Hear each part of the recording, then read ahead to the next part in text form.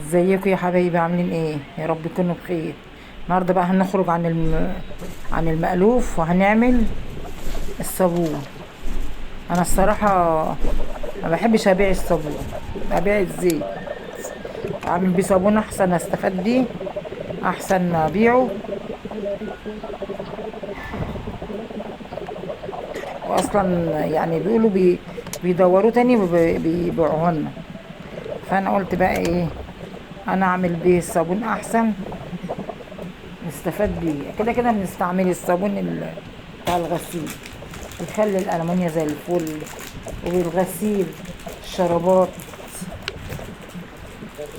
المشايات، تراغي عليها كده بتخليها زي القشطة. هنا كان عندي 5 كوبايات زيت، صفيتهم ورجعت صفيتهم تاني لما رقدوا. رجعت صفيتهم تاني، وعصير ليمونتين، وربع كيلو بطاس، ومعلقة بيكنج باودر. لا مش بيكنج باودر، معلقة تاني ده اللي بنحطه على القرقسوس، كربونات. وشوية خل، وحطيت له شوية صابون بريل، وحطيت له إيه تاني، وشوية كلور. ده كله بقى عملت بيه، محطيتش كلور كتير، بس البطاطس هو الأساسي بقى في الوصفة الجميلة دي. طلعوا والله العظيم، طلعوا 24 حتة صابون. شوف بقى لما تجيبيها حتة ب13 ولا حتى ب12، هيعملوا قد ايه بقى؟ انت عملتيهم يعني، ما اشتريناش الا ربع كيلو البطاطس، وكل الحاجات دي من البيت. فوصفة جميلة والصراحة يعني حاجة انت عاملاها بايدك، فربنا يحسن ما بين ايديك كلكم يا رب.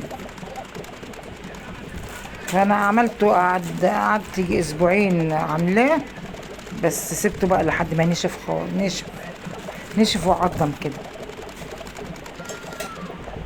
ليه؟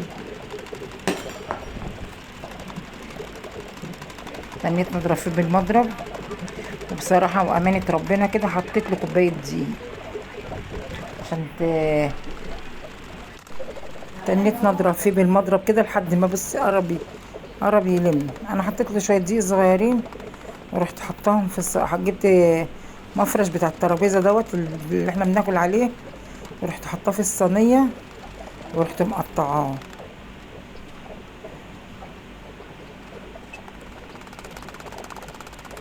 بس بقى قرب يتلم اهو، بس لقيته برضو خفيف شوية.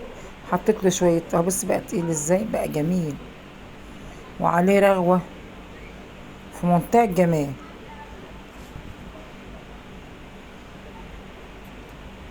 بينضف، يخلي ايدك كده تزيق من النظافة.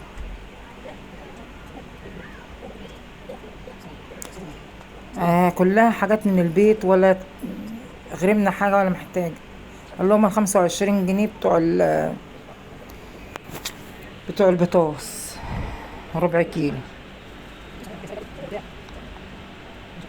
سبته بقى في البلكونة لحد ما اتعمل، وجيت اجربه لكم. بص بيرغي ازاي، بص الرغاوي بقى عاملة ازاي.